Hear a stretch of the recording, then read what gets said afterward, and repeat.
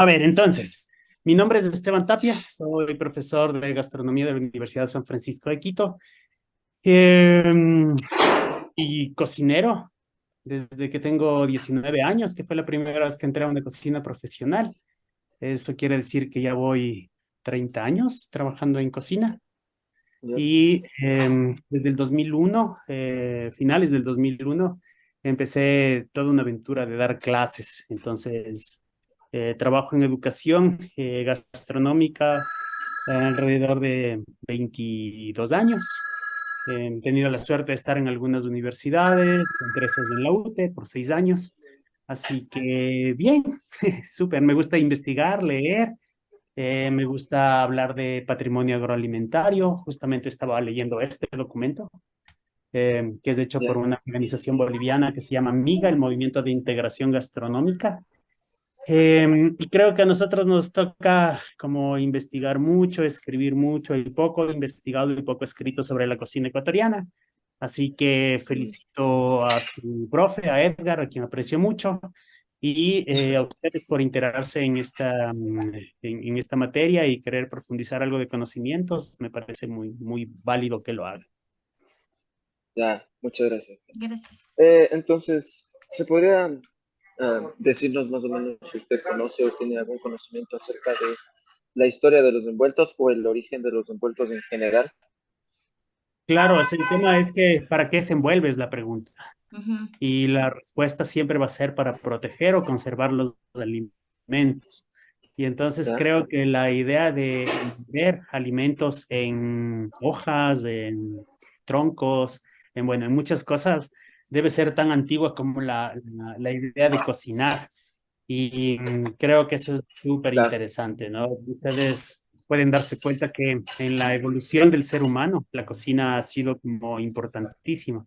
De hecho, se dice que sin la cocina, sin la gastronomía, los seres humanos no hubiéramos evolucionado y estar en el momento en que estamos, o bueno, tal vez involucionado por cómo estamos como mundo, pero es importante el tema de el cocinar para el desarrollo del cerebro y poder tener como muchas otras posibilidades de crear y de hacer cosas así. Así que si buscas un origen, se pierde en la historia de la cocina y en la historia de la humanidad. Realmente no hay una fecha, no hay un lugar. Simplemente creo que en todas las culturas gastronómicas, desde la antigüedad hasta ahora, se envuelven alimentos. ya, sí. Em, en el tema de, por ejemplo, tongas, hallacas y bollos, que son unos envueltos, o son tres envueltos que son muy representativos de aquí, de la costa ecuatoriana, ¿cómo los puede más o menos describir en cuestión de identidad para la costa, en este caso? Es un tema muy complejo porque hablaste de una palabra importante que es identidad. Entonces el tema es cómo se construye esa identidad, en base a Exacto. qué tú buscas tu identidad. Y entonces hay algunos antropólogos, sobre todo, que definen la identidad como lo que te diferencia de otros y lo que tú vas enmarcando dentro de tus características socioculturales. Entonces, sí, indudablemente en la historia de de la población del Ecuador hay todavía algunas teorías no comprobadas, ¿no? Algunos dicen que el hombre bajó desde el norte, desde Norteamérica, Centroamérica, y que llega a la parte de los Andes. Y claro, muchos dicen que se poblaron los Andes y después la costa y y la Amazonía.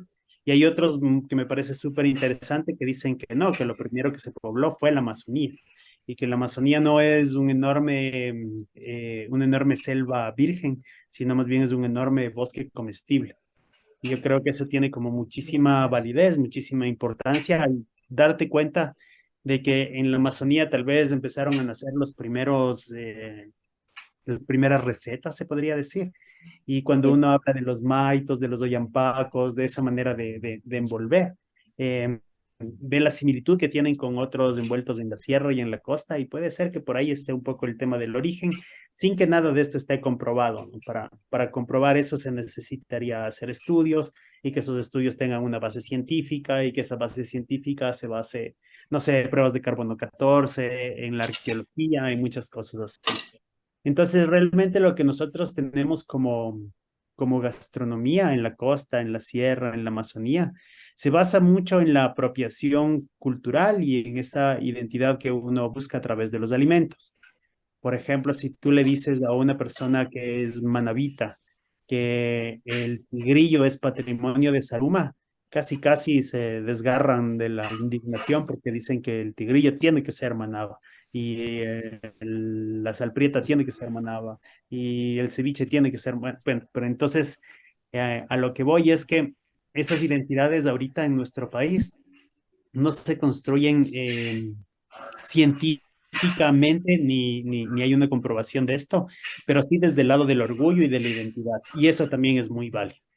Entonces, cuando tú mencionaste los bollos, las Hallacas hallacas y y la, las y la tongas. tonga, sí, efectivamente puedes decir que todas estas son parte de la identidad costeña y que la gente la asume como propia y eso está como muy bien. Nosotros no somos nadie para juzgar, no, esto no es de aquí, esto es de otro lado o alguna cosa así. A no ser que tengamos una base científica que nos respalde y eso no hay. Entonces, como dices un poco, solo imagínate, la tonga de la parte montuya, de la parte del montú, es decir, del campesino costeño, particularmente en Managua, se envuelve en hoja de plátano.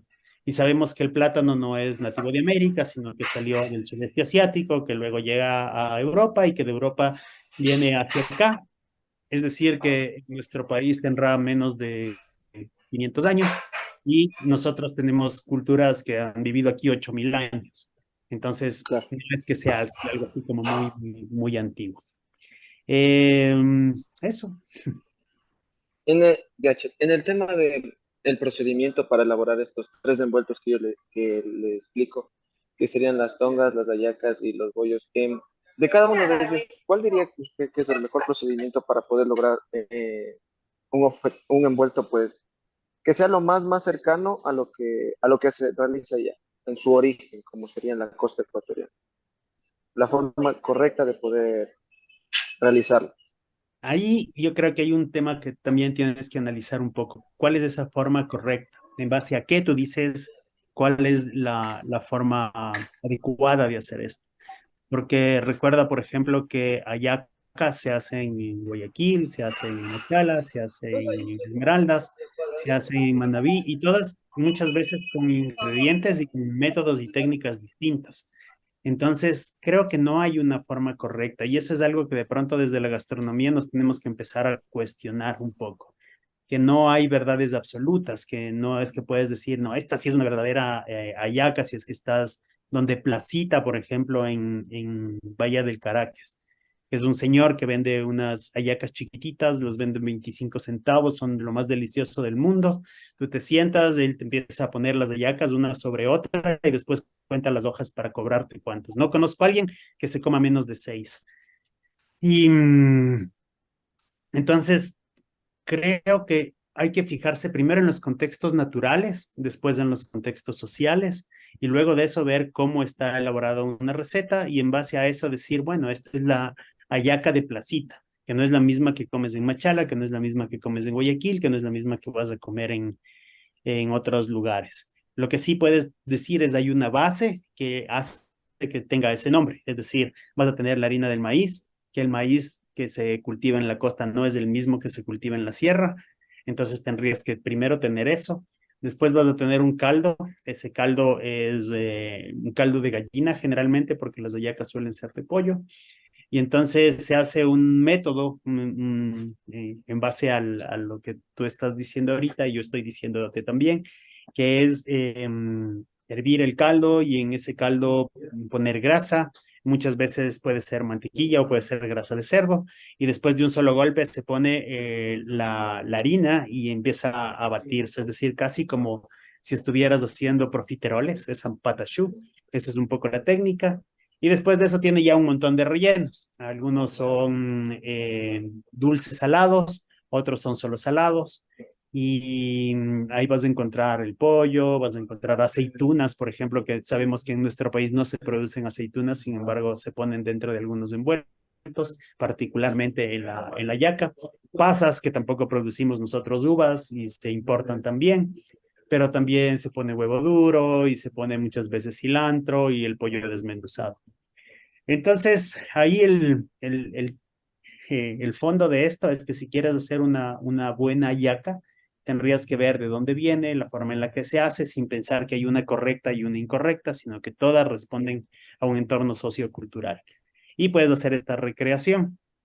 Particularmente creo que la harina de maíz de la costa aquí en la sierra es muy difícil de encontrar. Nosotros tenemos un montón de variedades de maíz, sobre todo ya estos de grano duro con los que se hace la harina o los de grano suave también. Y eso tendrías que tener en cuenta como para hacer una receta lo más parecida a la original.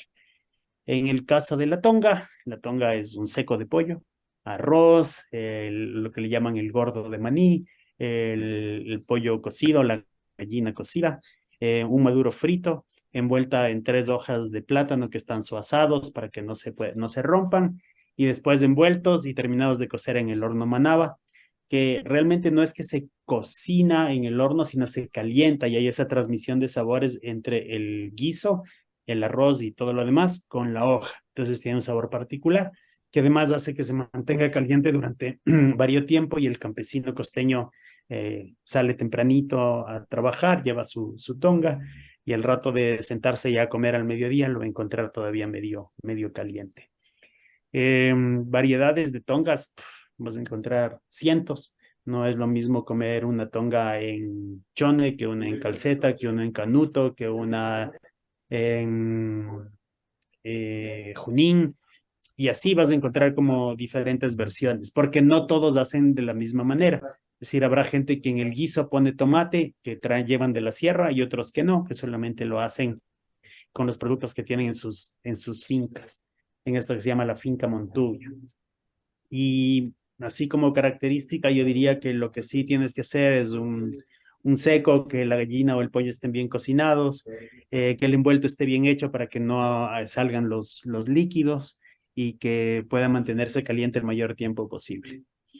Y el último que dijiste, el bollo. El bollo es la base del plátano verde. No sé si les ha pasado a ustedes, pero a mí sí me pasa particularmente en clases que cuando cocino el bollo, después del rato que lo abrimos, no tiene el color característico que tienen los bollos que puedes comer en Puerto Viejo o que puedes comer en Guayaquil o que puedes comer en Esmeraldas, sino más bien tienden a ser como el plátano súper amarillo, la masa súper amarilla. Y cuando tú comes de allá vas a encontrar una masa que es más oscura. Y eso se debe a la forma de cocción del bollo. Tradicionalmente en el fogón, que le llaman los esmeraldeños, u horno manaba, que le llaman los manavitas, se tiene que calentar la vasija donde vas a poner los bollos, y una vez que está caliente, sacas todo el fuego, acomodas los bollos, tapas, pones el rescoldo, o sea, todo el carbón ese que está en la parte de arriba, y luego se sella con una mezcla de arena, de ceniza y agua para que quede como una ollita de presión. Y eso se cocina durante toda la noche. Y entonces esas 12, 14 horas de cocción hace que tenga un sabor y una característica y una textura particular, que si uno lo hace en el taller de cocina, donde tenemos 3 o 4 horas, no lo vas a lograr nunca. Entonces esa tal vez es la diferencia fundamental entre la cocina popular de un bollo o lo que puedes hacer en una escuela de gastronomía. Ya, chef. Otra pregunta. En su opinión, ¿qué importancia tienen los envueltos aquí en el Ecuador? Eh, la importancia que le dé cada uno. Porque yo creo que aquí un poco el tema es qué es lo que te gusta comer. Es decir, si yo me voy, por ejemplo, no sé, a Saraguro y estoy hablando con un campesino de Saraguro y le digo, ¿qué importancia tiene para ti los envueltos? Él me va a hablar de las humitas, de los tamales, de los chimbulos, de, bueno, muchas cosas que se hacen en ese sector, pero si yo le menciono los tres que tú me dijiste, la tonga, la yaca y los bollos, va a decir, no, no sé, tal vez no es tan importante. Y creo que incluso eso se traduce ya, por ejemplo, a ustedes que son estudiantes de gastronomía. La importancia se va a dar en cuanto ustedes lo hagan, en cuanto ustedes lo consuman y en cuanto ustedes lo promuevan. Entonces, si es que ustedes, por ejemplo, al terminar esta clase, ya no vuelven nunca más en su vida a hacer uno de estos envueltos, la importancia va a ser ninguna, Pero si ustedes se apropian de esto y cuando se reúnen como amigos, en vez de hacer pizzas o hacer hamburguesas, que no está mal hacerlo, está bien que lo hagan y yo creo que yo también lo disfruto y lo hago, pero también hay que dar ese espacio a esa cocina tradicional y popular ecuatoriana. Esa apropiación es la que le da o no importancia. Ya, chef. Más o menos eso sería como la pequeña entrevista que teníamos planificada para hoy. Así como última pregunta quisiera hacerle, esto es algo ya más personal, para usted, diría, ¿qué envuelto a usted más le llama la atención? O sea, ¿cuál es su favorito en pocas palabras? ¿Y en dónde lo prepara? ¿O usted mismo lo prepara o cómo es? Ahí me haces preguntas bien capciosas, porque yo siempre voy a ir a mi historia personal, es decir, por ejemplo, los que hacía mi abuela.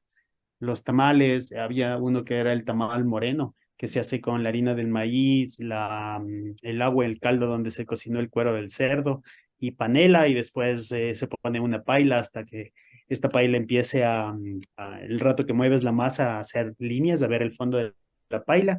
Y ese es uno muy, muy importante para mí porque le veía a mi abuela cocinar. También los tamales de maíz, el tamal de mote, el tamal de papa, el tamal de arroz, las humitas, los quimbolitos.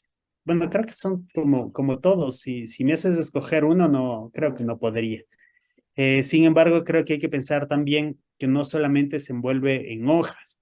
Por ejemplo, en la costa, si tú vas a la parte de los ríos, vas a encontrar el encanutado, que a mí me parece una cosa lindísima. Los bambús, eh, se me fue el nombre, pero ya lo encuentro. Tienen entre nudo y nudo, se llaman canuto. Y entonces lo que tú haces es cortar una parte y dejarle como un cilindro que tiene tapado a un lado. Se cogen los pescados del río, que pueden ser las lisas, los bocachicos, bueno, con las guañas, cualquiera de estos. Se les hace unos cortes que se llaman sisiler, le condimentan bien, le ponen una salsa de maní encima, lo envuelven en hoja de plátano y después lo meten dentro del canuto. Y esto se pone a cocinar en el rescoldo de las fogatas o encima de las parrillas y se cocina el pescado por el calor y la transferencia entre la caña guadúa, la hoja y el pescado. Y van a encontrar algo súper delicioso, ¿no? Entonces, por ejemplo, eso sería súper interesante que se pueda como expandir, como recrear y me parece también interesante porque no necesariamente tiene que ser solo en la hoja, sino también en troncos, como les decía, se envuelve también o se rellenan estos troncos para poder cocinar. Cuando viajo, trato de comer y entre las cosas que me gusta comer están los envueltos. He encontrado, por ejemplo, en Guápulo, aquí cerquita, ustedes van a encontrar en agosto, que son las fiestas de Guápulo, el yamachaki, que son envueltos en las hojas del huicundo, perdón. Entonces hacen una masa de maíz, de mantequilla, manteca de cerdo, queso, refrito de cebolla con aceite de achote y esta masa se envuelve de forma larga, que parece la patita de una llama, por eso se llama yamachaki, y se cocinan al vapor. Y así ustedes van a seguir encontrando como un montón de cosas, ¿no? En Cuenca, cuando van al mercado 10 de agosto, al final de la calle Larga, van a encontrar que las cholas cuencanas tienen varios envueltos, unos triangulares, otros redonditos, y que tienen distintos sabores de sal y de dulce. Entonces, creo que lo lindo de esto es viajar, probar, emocionarse, apropiarse. Entonces, sí, muchos de estos me gustan. Ya, muchas gracias, Chef. Eso sería todo. De parte de todos nosotros, le damos muchas gracias por su tiempo y por hacernos un poco entender un poco la historia de de estos envueltos y todo lo demás, que también influyen mucho en nosotros y nos hace entender un poco de dónde vinimos y que deberíamos mantener un poco estas tradiciones que son importantes para nuestro país en general. Conservar el patrimonio alimentario es lo más importante para nosotros en este momento y diría que es lo mejor que podemos hacer. Sí, de Entonces, acuerdo. Solo recuerden que el patrimonio alimentario depende del agro. Entonces a mí me gusta mejor usar la palabra patrimonio agroalimentario, porque si no hay producción de alimentos, no va a haber comida. y disfrútenlo, saluden a su profesor, disfruten sus clases y cualquier cosa, encantado de conversar con ustedes. Listo, chef. Muchas gracias Muchas por su gracias, tiempo, le chef. agradezco mucho. Gracias, chef. Gracias a Hasta, ustedes. Chao, que hasta pasen luego. bien. Gracias.